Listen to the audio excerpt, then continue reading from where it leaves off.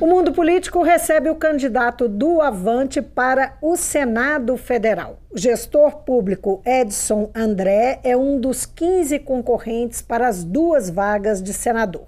Essa entrevista é parte da nossa cobertura das eleições 2018. É a TV Assembleia nas eleições com todas as vozes. Bem-vindo, Edson. Olá, Vivian. Edson, o Avante, ele tem muitos concorrentes, alguns que têm demonstrado avançar em pesquisas, têm mostrado um bom desempenho.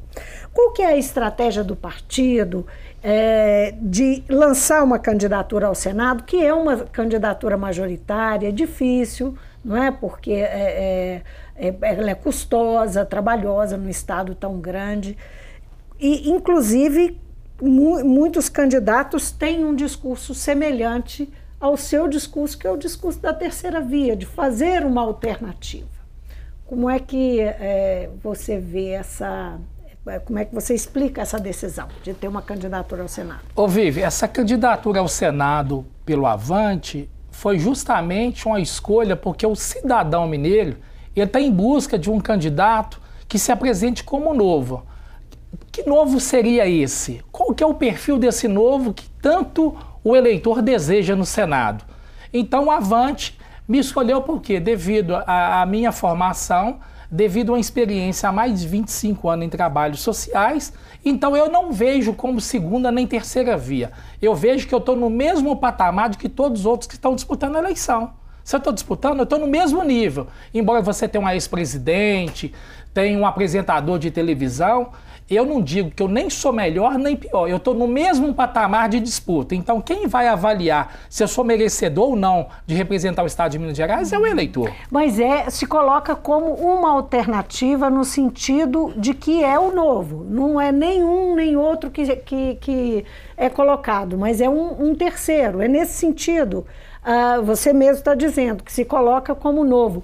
O que um partido como o Avante está trazendo de novo? O partido, ele é um antigo PT do B, não é? Um partido que tem origem no PTB, no trabalhismo, não é isso? Isso, justamente. O que vocês realmente estão oferecendo de novo? Na verdade, o PT do B, que hoje é Avante, ele fez essa nova roupagem, mudando o estatuto e ouvindo todas as bases da federação. Ouviu os 27 estados, né? Fizemos um novo estatuto e nesse estatuto ele abre muito para o diálogo político, porque o estatuto mais antigo ele era um pouco arcaico. Então com esse novo estatuto, com o nome Avante, deu mais abertura. Então hoje eu sou um candidato que o presidente nacional ele não opina o que eu tenho que falar aqui. Então ele dá essa liberdade para nós candidatos de discorrer de um assunto que seja relevante para todos os mineiros brasileiros. Uhum. Agora, como é que é a avaliação, como é que o partido encara e se você tem um alinhamento com o partido no sentido de avaliar a atual gestão do governador? Vocês têm um candidato ao governo? Temos. Não é isso? Qual que é a sua posição em relação à gestão de Fernando Pimentel e as dificuldades financeiras que o Estado tem? E o que você está se propondo a fazer no Senado Federal em relação a isso? Ô, Vivian, quando nós falamos do governo de Minas, a gente pode perceber que não só o Estado de Minas, muitos estados têm passado aperto. Mas o que eu vejo, principalmente em Minas, é uma má gestão. Infelizmente, a má gestão do recurso público. E essa crise que nós tivemos aí no nosso país, ela fez com que Minas Gerais repensasse os quadros políticos.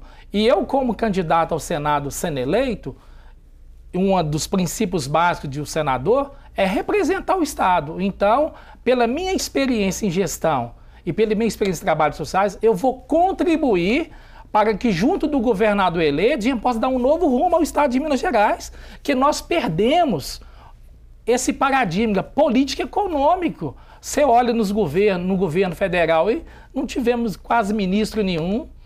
Minas ficou de lado, nós temos que voltar a ser a cara do Brasil. Mas por que você acredita que isso aconteceu?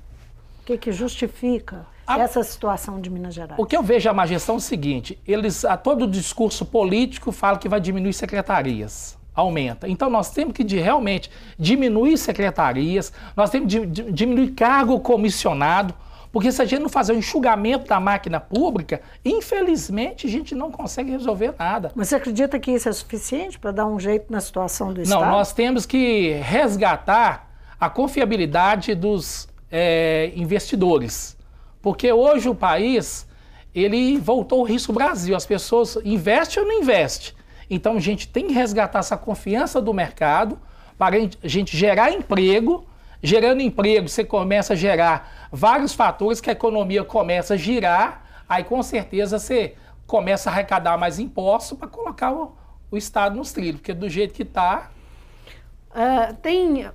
Quando a gente escuta, quando as pesquisas, na verdade, as pesquisas inclusive eleitorais escutam a população sobre o que é prioridade, o que as pessoas esperam que os políticos e os seus representantes eleitos tomem como prioridade, elas indicam normalmente 3 temas. E eu queria justamente te questionar sobre esses 3 temas. O que você pensa sobre cada um deles, como o Estado precisa ser atendido e representado no Senado e o que é preciso ser feito para enfrentar 3 grandes desafios, com a educação, a saúde e a segurança pública. Vamos começar com a educação? Educação, Vivian, eu até fico um pouco emocionado. Eu acredito, em qualquer país do mundo, e o Brasil, Minas não é diferente, se investir na educação de base, o que eu acredito muito?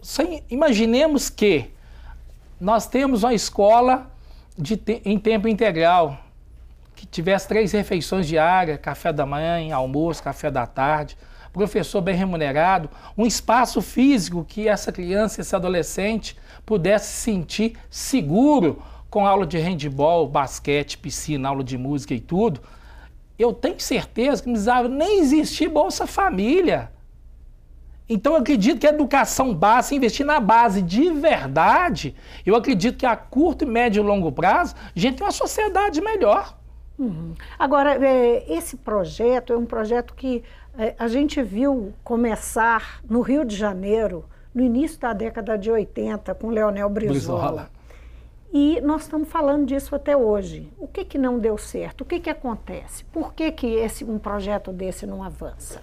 Na minha opinião, viu, Vivian? O que eu vejo? Quando você pega na Constituição, lá nos direitos fundamentais, se salvo engano, o artigo 5º, que fala que o Estado tem a obrigação, né, de assegurar ao cidadão de forma igualitária educação, saúde, segurança pública, o que eu vejo?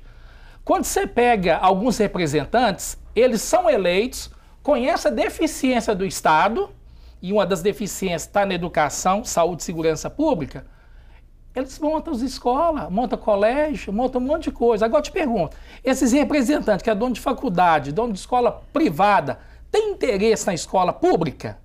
De ensino de qualidade? Aí você pega o bolo da educação. Os maiores gastos estão na escola pública, de ensino gratuito, escola de ensino superior. Eu acho que tem que inverter a base de investimento. Tem que investir na base. Formar todo cidadão até o ensino médio de igual para igual. Quer faculdade? Faz uma avaliação socioeconômica. Quem tem condições de pagar, paga. Independente de pigmento de pele. Quem não tem condições, aí o governo vem com seus programas, o que um FIES ou um ProUni, aí o sujeito paga e no final da sua formação, que ele pague a faculdade. Mas tem que investir na base. Saúde. Quando eu falo de saúde, aí pega um pouco também da educação. Hoje a saúde, você tem que pensar o seguinte, saneamento básico é um trabalho preventivo. Tem que resolver essa situação de saneamento básico. Quantos milhares de mineiros brasileiros que estão sem o saneamento básico? Mas constitucionalmente, saneamento básico não é o mesmo dinheiro da saúde. Com certeza. Pode, claro que eu entendo... Está ligado à FUNASA, né? Pois é. Mas numa administração pública, saneamento básico não pode ser tratado como saúde. São coisas diferentes. São diferentes, mas o saneamento básico, quando você pega na ponta aquelas pessoas que vivem naquela miserabilidade, esgoto correndo a céu aberto, você compromete a saúde desse cidadão. É nesse sentido que eu estou falando, né? Eu acho que também nós temos que terminar alguns hospitais regionais que foram, né, elencados por outros governos e não foram terminados até hoje. Então, tem que terminar esses hospitais regionais. A questão do contratação de médico especializado também, a gente percebe essa demanda junto à saúde. Outra coisa também, a gente vê falando muito, é de valorizar o profissional da enfermagem, que não tem piso salarial, tem carga de trabalho através do subsalário, subemprego, tratamento subhumano. Tem que resolver essas questões, porque o médico, ele prescreve um monte de coisa, mas quem trata ali do paciente que está na ponta é o técnico de enfermagem, é o enfermeiro. Então, eu acredito que a gente trabalhando essas bases dentro da saúde, a gente garante para o cidadão na ponta um atendimento de qualidade e suprir a falta de medicamento também, né? Segurança pública. Segurança pública. Você falar de segurança pública de forma imediatista, nós temos que aparelhar o policiamento, colocar o pagamento em dia, usar a tecnologia a favor da segurança pública, fazer com que os presídios, que é inadmissível num país onde que os próprios presidiários, né, organizações criminosas, de dentro de um presídio, conseguem controlar toda uma ação criminosa fora do presídio. Então, isso é competência do Estado. Então, o Estado tem que usar a tecnologia para frear essas pessoas que cometem delito, já cometeram delito, está pagando por um delito dentro da cadeia e consegue, dentro da cadeia, através de um celular, dar ordem que vai ser feito aqui fora. Então, isso é inadmissível, o Estado permitir isso. Eu acho que tem que usar a tecnologia a favor da segurança pública. Mas, para mim, segurança pública é investir na base, escola, creche, pré-escola. Aí sim, a longo prazo, a gente diminui essa ação aí. Como é que a sua campanha está enfrentando um desafio que é de muitas campanhas, não é? Que é assim, um tempo pequeno de TV, de exposição, sem recursos que antigamente eram as doações privadas, não é? É verdade. Agora restrito ao fundo eleitoral, enfim. E os desafios da campanha de espaço e tempo, o tempo ficou menor. E o espaço a ser coberto continua o mesmo. Como a sua campanha está trabalhando isso e qual é o discurso que é um desafio a mais que a sua campanha está levando para o eleitor? Como é que você se apresenta para o eleitor para vencer a descrença dele? O que ocorre nessas minhas andanças, principalmente no sul de Minas, sudoeste, na região central e na zona da mata, o que eu percebo muito? O eleitor está desacreditado com toda a situação política que nós vivemos. E qual que é o discurso? Vou votar branco, vou votar nulo. Aí, quando as pessoas me permitem a se apresentar, aí eles dizem o seguinte: a sua ideia é boa, mas e quando entrar lá dentro? Gente, o que vocês têm que entender é o seguinte: todo candidato não carrega estrela na testa. Eu acho que alguém é merecedor do voto de vocês. Então, qual que é o meu discurso quando é me dada a oportunidade? Gente, a mudança, ela parte de cada um de nós. Enquanto existir política aqui, nós vamos ter que dar um voto. Então, o meu discurso é baseado em cima da educação. Para mostrar para eles... É a sua principal bandeira. Eu acredito nisso. A minha principal bandeira é a educação. Então, através desse discurso, o pessoal fala assim: é isso aí que a gente tem que fazer. E, às vezes, eu uso até um versículo bíblico para levar eles a uma reflexão, se me permite, que é Isaías, capítulo 3, versículo 10, diz o seguinte: aos videntes que não tenham visões, aos profetas que não profetizeis o que é reto, profetizeis coisas aprazíveis que nos traz ilusões. Mas, gente, está vendo que esse versículo fala? Que o povo gosta de ouvir mentira. Eu não vim aqui para falar, vim aqui para falar a verdade. Então, se alguém quer política do Egito, lá tem churrasco, tem tudo que beleza. Agora, se você quer a política de uma terra prometida, tem que passar no deserto. E deserto é lugar de tratamento, é de querer ouvir a verdade, é de renunciar a um monte de coisa que vai de encontro o que nós não queremos. Aí eu parto desse pressuposto, aí quando o pessoal começa a refletir, a gente tem que mudar muito. Aí quando você percebe tudo, eu tirei uma pesquisa hoje do TSE de 2014. Praticamente 80%, eu estou falando do eleitor mineiro, tem o ensino médio incompleto. Você fez uma referência aí a um versículo bíblico, você tem formação religiosa? Não, eu sou evangélico. Você é evangélico? Sim. Como é que é a sua posição sobre a atuação dos parlamentares no Congresso, obedecendo à Constituição que prevê o Estado laico, a separação entre igreja, entre religião e Estado? Para mim isso é muito tranquilo. Eu acho que a Constituição, ela não veio para defender nem A, nem B ou C. Ela veio, são direitos constituídos que veio para atender a pluralidade política do nosso país. E esse Estado laico, você tem que... Eu respeito. Independente da conduta, da escolha de cada um, eu respeito. Tem que ser respeitado. Independente do meu credo religioso, eu tenho minhas convicções e meus princípios políticos e como cidadão e como pessoa. Então, se vai de encontro aos meus princípios, eu respeito a escolha das pessoas. Para mim, a pessoa vive da forma que ela quer. Só que eu não posso compactuar com o pensamento dele, porque eu tenho minhas convicções. Que pé de jabuticaba não dá uva, nem pé de mamão dá melancia. Então a gente tem que respeitar. Como é que você fala que melancia dá mamão? Então eu tenho minhas convicções. Eu acredito que se eu plantar feijão, eu vou colher feijão. Se eu plantar arroz, eu vou colher arroz. Se eu plantar batata, eu vou colher batata. Então eu tenho que respeitar. Agora, alguns nichos políticos falar que melancia dá mamão não vai me convencer. Mas eu respeito a opinião de cada um. Porque o pensamento do ser humano ele é fértil. Ele vai do Oiapoque a Chuí, viaja para a Lua, Marte, fração de segundo. Então... Se o senhor tiver que votar um projeto qualquer que tiver em questão essa separação entre convicções pessoais e os interesses do país, quer dizer, uma coisa pode estar imbricada com a outra, como é que votaria? Vivian, se esse projeto, se ele não vier contra os princípios digamos, da formação humana, da essência, que não agride criança, não agride adolescente, se não agredir a essência, a inocência da criança, pode contar comigo. Porque se agredir, eu sou contra. Edson, como é que você vê o cenário do Brasil agora, pós-eleições? Só para a gente encerrar, nós temos aí nós estamos vivendo alguns anos de crise política. Estamos. Nós estamos com instabilidade, inclusive, das instituições.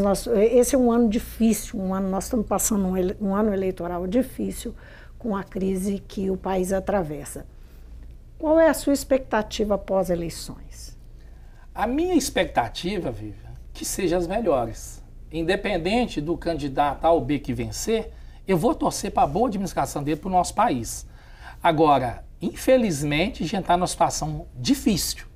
Né? Essa eleição é uma eleição que o eleitor tem que ficar muito preocupado. Não somente o presidente, porque o pessoal acha que é o presidente que manda em tudo, mas, na verdade, as pessoas têm que saber quem são os deputados federais que vai eleger, quem são estaduais, quem são os senadores. Porque não adianta um presidente entrar, se ele não tiver o Congresso Nacional em mãos, ele não vai conseguir governar, não. Então, esse pós-eleição, eu torço para quem vença, que faça uma boa administração para o nosso país. Porque, vou te falar... E isso vence, a eleição vence a crise, na sua opinião? Não vence a crise. Não vence. Quem dera se vencesse. Essa eleição vai vir, vou te falar, ainda a gente vai ter alguns momentos árduos. Agora a gente tem que ter um estadista, que tem uma visão política, né, de argumentações, de articulações, para que podemos chegar no consenso e ver nosso Brasil crescer. Edson, muito obrigada pela presença no Mundo Político. Obrigado, Vivian. Tudo de bom para vocês. Eu conversei com Edson André P. Ele é candidato ao Senado pelo Avante. Essa entrevista faz parte da série com os candidatos ao Senado Federal. É a TV Assembleia nas eleições com todas as vozes.